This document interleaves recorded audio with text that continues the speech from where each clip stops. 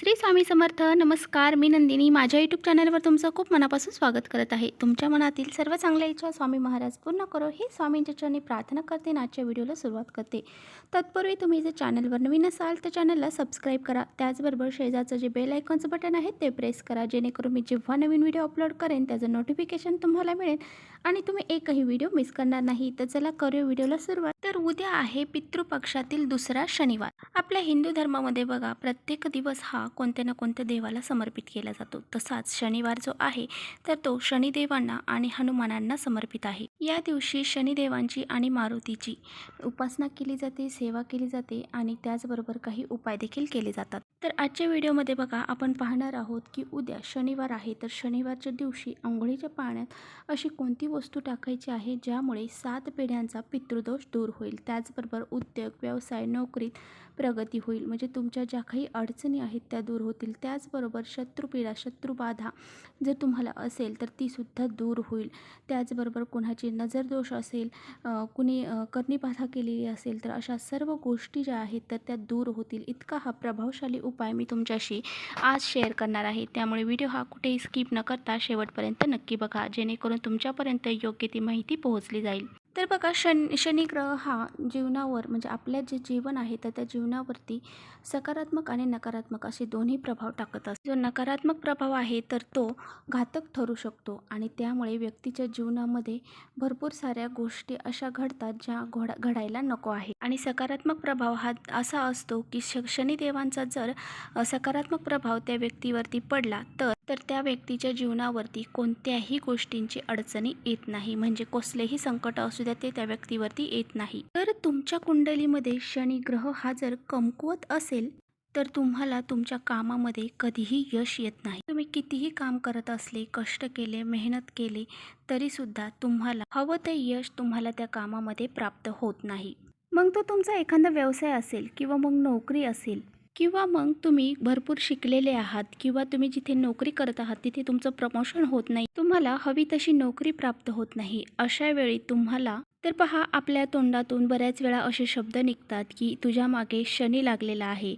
म्हणजेच काय, तर आपण दुसऱ्याबद्दल बी असं बोलतो आणि स्वतःबद्दल बी बोलत असतो. कधी कधी पहा, आपण असं बोलत असतो की माझ्या मागे शनीची साडेसाती आहे, त्यामुळेच माझं हे काम होत नाही आहे, मला ह्या सर्व गोष्टीमध्ये अडचणी निर्माण होत आहेत. जर बघा, आपल्या कुंडलीमध्ये शनी ग्रह जर कमकुवत असेल तर आपल्याला यासारख्या ज्या काही अडचणी आहेत, काही समस्या आहेत, संकट आहेत, यांना तोंड द्यावे लागते. तसेच पहा, त्या ज्या व्यक्तीच्या जीवनामधला शनिग्रह कमकुवत असतो तर ती व्यक्ती बऱ्याच वेळा पहा खूप सारी चिडचिड करत असते आणि ह्या चिडचिडीचा परिणाम असा होतो की यामुळे आपल्या घरामध्ये लक्ष्मीही येत नाही. पण कष्ट आणि मेहनत करतो परंतु आपल्याला बऱ्याच वेळा लक्ष्मी प्राप्ती होत नाही. बऱ्याच वेळा बघा, लक्ष्मी प्राप्ती होते पण ती लक्ष्मी आपल्या घरामध्ये स्थिर राहत नाही. आपल्या घरामध्ये पहा बरेचसे पैसे येत असतात, परंतु जर आपल्याला अशा घरामध्ये काही अडचणी निर्माण होतात त्यामुळे ते आल्या पावली ते पैसे लगेच निघून जातात. म्हणजेच काय, तर आलेली लक्ष्मी आपल्या घरामध्ये राहत नाही आणि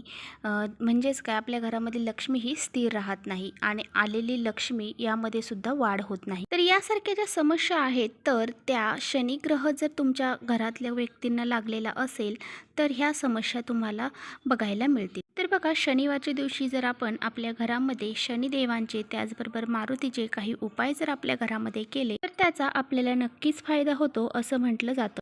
तर पहा, आंघोळीच्या पाण्यामध्ये आपण जर ही एक वस्तू टाकली तर आपला जो शनिग्रह आहे तर तो मजबूत होत असतो. तर मग आपल्या जे काही आपण काम करत असतो तर त्या कामामध्ये आपल्याला यश मिळतं असं म्हटलं जातं. तर बघा, तुम्हाला आंघोळीच्या पाण्यामध्ये अशी कोणती वस्तू टाकायची आहे. तर बघा, आता पितृपक्ष चालू आहे आणि आपण पितरांचे तिथीनुसार श्राद्ध देखील घालत असतो. तर बघा, उद्या नवमी आहे आणि उद्या पहा, ज्या काही म्हणजे लेडीज असतात, म्हणजे ज्या नवऱ्यांच्या अगोदर वारलेल्या आहेत तर त्यांची आयोनवमी ही घालावी लागते. तर आयोनवमी ही कुणाची घालतात, तर बघा, सासू सासरे आपल्या घरामध्ये आहेत परंतु सासऱ्यांच्या अगोदर जर आपली सासू जर एक्सपायर झाली म्हणजे तिची आपण अगोदर आयोनवमी घालायची असतात. म्हणजेच काय, त्यांचे जे पित्र आहेत तर ते आपल्याला ह्या अहेव नवमीला घालायचे असतात. आणि पहा, तुमच्या घरामध्ये उद्या जर हे पित्र असतील तर तुम्ही नक्कीच हे करू शकता. आणि त्याचबरोबर पहा, अंघोळीच्या पाण्यामध्ये अशी एक वस्तू टाकून अंघोळसुद्धा करू शकता. तर बघा, आपल्याला अंघोळीच्या पाण्यामध्ये काय टाकायचं आहे. तर अंघोळीच्या पाण्यामध्ये टाकण्यासाठी आपल्याला पिंपळाची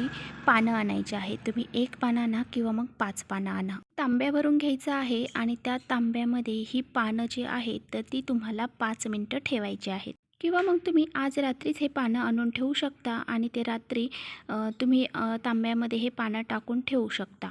किंवा मग तुम्ही उद्या सकाळी जरी आणली तरी पण मग तुम्हाला ती 5 मिनिटं तांब्यामध्ये ठेवायची आहेत आणि त्यानंतरच मग ते अंघोळीच्या पाण्यामध्ये तुम्हाला घ्यायचं आहे. तर बघा, एक तांब्याभर पाणी घ्यायचं आहे आणि त्यामध्ये हे पिंपळाची पानं आपल्याला ठेवायचे आहेत आणि त्यानंतर त्यामध्ये थोडीशी चिमूटभर आपल्याला हळद टाकायची आहे. आणि बघा, 5 मिनिटं झाल्याच्या नंतर हे पाणी आपल्याला अंघोळीच्या पाण्यामध्ये ओतायचं आहे. किंवा मग तुम्ही रात्री पण असं तांब्यामध्ये पानं आणून ठेवू शकता. त्यानंतर बघा, आपल्याला त्या अंघोळीच्या पाण्यामध्ये 1 चमचाभर दही टाकायचं आहे. बघा, अमावस्येला पण आपण दह्यांचा खूप सारा उपाय करत असतो. आणि पहा, अमावस्या आणि शनिवार या दिवशी जर आपण दह्याचा काही उपाय केला त्याचा खूप मोठा फायदा हा आपल्याला होत असतो. आणि हे दही जर आपण अंघोळीच्या पाण्यामध्ये टाकले तर आपला कितीही प्रखर पितृदोष असला, 3 पिढ्यांचा असो, 7 पिढ्यांचा असो, किंवा मग आपल्यामध्ये इतर नकारात्मक शक्ती जरी असेल तरी ती सुद्धा नष्ट होते असं म्हटलं जातं. त्याचबरोबर बघा, तुमच्याकडे गंगाजल असेल आणि हे गंगाजल तुम्ही आवर्जून त्या पाण्यामध्ये टाका.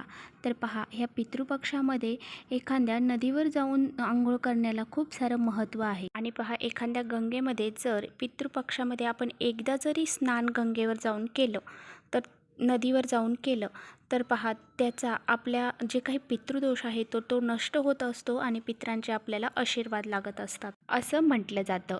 तर बघा, जर तुमच्याकडे गंगाजल असेल तर ते आवर्जून तुम्ही त्या अंघोळीच्या पाण्यामध्ये टाका. तर बघा, हे गंगाजल, दही, त्याचबरोबर जे काही तुम्हाला पिंपळाची पानं आणून तांब्यामध्ये बुडून ठेवायला लावलेली आहेत ती आणि थोडीशी चिमूटभर हळद, या सर्व गोष्टी तुम्हाला अंघोळीच्या पाण्यामध्ये टाकायच्या आहेत. अंघोळ करताना तुम्हाला पहिला 1 मग भरून घ्यायचा आहे, तो तुम्हाला तुमच्या उजव्या खांद्यावरती ओतायचा आहे.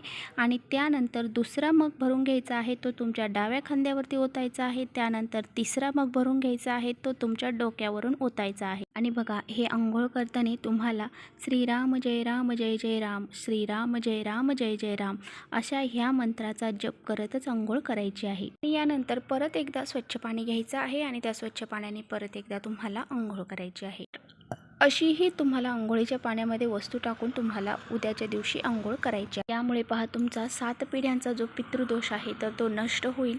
त्याचबरोबर तुमचा जो उद्योगधंदा असेल, नोकरी असेल, व्यवसाय असेल तर त्यामध्ये तुमची खूप सारी प्रगती होईल. ज्या काही अडचणी असतील त्या देखील तुमच्या दूर होतील. तुम्हाला कुणी करणी केली असेल किंवा तुम्हाला कोणाचा नजर दोष लागलेला असेल किंवा तुमच्या मागे शत्रुपीडा, शत्रुबाधा असेल तरीसुद्धा ती सर्व नष्ट होऊन जाईल. इतका हा प्रभावशाली उपाय आहे. त्याचबरोबर तुमच्या मनातील ज्या काही कठीण इच्छा आहेत त्या कठीणातील कठीण इच्छासुद्धा पूर्ण होतील. तुमचं शरीर शुद्ध होईल आणि तुमच्या शरीरामध्ये बघा, एक प्रकारची सकारात्मक ऊर्जा निर्माण होईल. तर असा हा एक उपाय तुम्हाला उद्या करायचा आहे. तर तो उपाय करून बघा, तुम्हाला याचा रिझल्ट नक्की भेटणार आहे. 100% तुम्हाला याचा रिझल्ट भेटणार आहे. त्यामुळे असा हा उपाय करायला अजिबात विसरू नका. तर चला, करते इथेच व्हिडिओचा एंड. व्हिडिओ आवडला असेल तर नक्की लाईक करा. चॅनलवर नवीन असाल तर चॅनलला सबस्क्राईब करा. परत भेटूया अशा छानशा व्हिडिओसोबत. तोपर्यंत श्री स्वामी समर्थ.